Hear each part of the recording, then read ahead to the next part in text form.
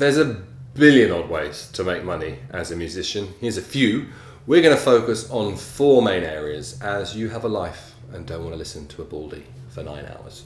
First off, selling stuff, music sales. Do you remember them? No? Ask your dad.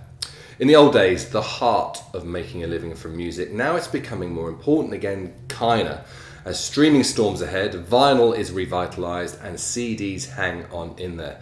There was still 47 million CD albums sold in the UK last year, whilst at the start of your career, that handmade CD that you sell 87 copies of remains vital. Downloads, they are dying. Album sales dropping 30% in 2016 alone. What about streaming? At $0.0072 a stream, yes, that is 2 zeros, streaming isn't going to save you from your Muppet boss until you're streaming millions. At which point, it becomes really important.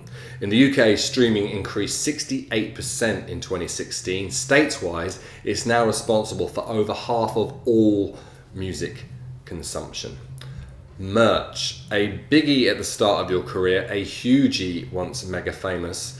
According to Money Nation, Ed Sheeran has made over $15 million on merch. T-shirts, hoodies, beanies.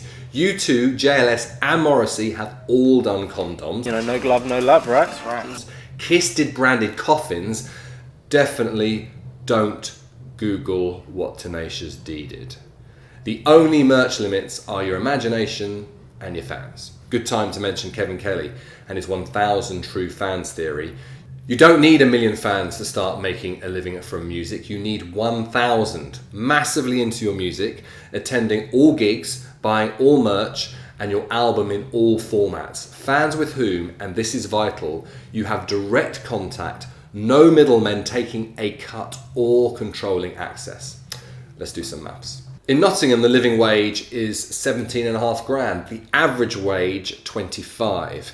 If you're solo, 1,000 fans spending 25 quid a year on an album and a t-shirt, depending on your precise costs, you can surpass the living wage and head towards the average wage doing what you love, with no manager or label. In fact, with this approach, they can get in the way. Obviously, the numbers break down differently between solo artists and groups. Key distinction: starting out, when you're losing money, it's better being in a group because you share the losses.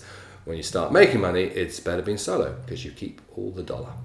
Playing live. Does playing live make you money or lose you shed loads? Rough rule is home gigs make money, touring loses it. Your own gig, 100 humans, $5 to get in, spending another $5 on your signed CD, lovely. Cover gigs, even better financially. 1 night a week playing covers frees you to do what you love the other 6 potentially.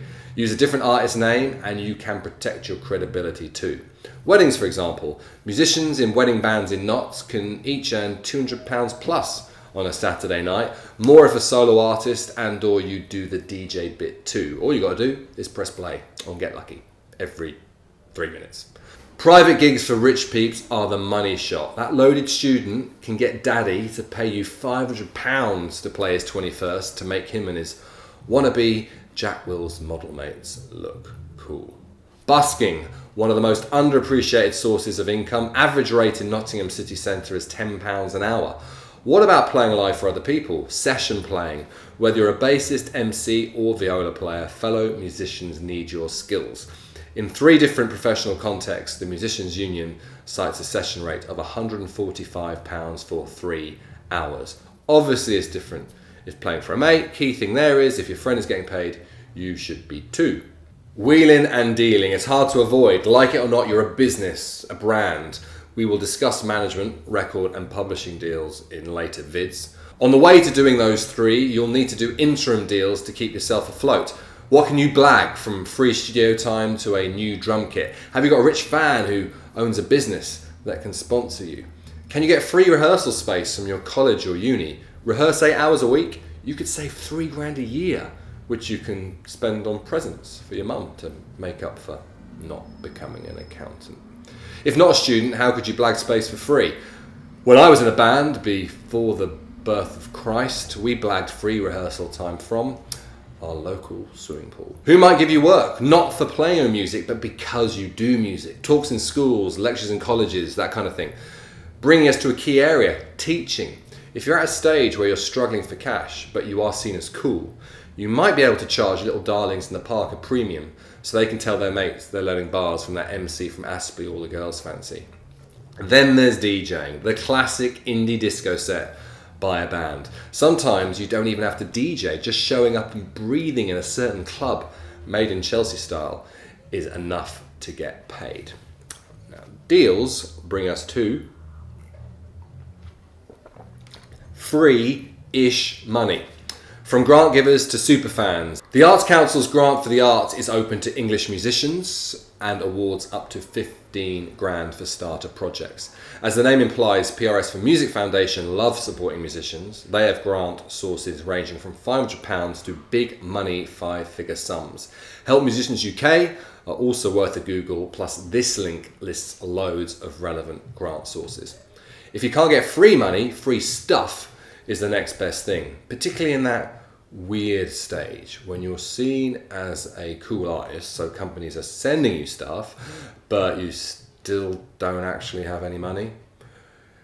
You're poor, but kind of famous. From free instruments that mean that £1,000 guitar budget can go on more beer, studio time, to £200 trainers you can sign and sell on eBay to a superfan.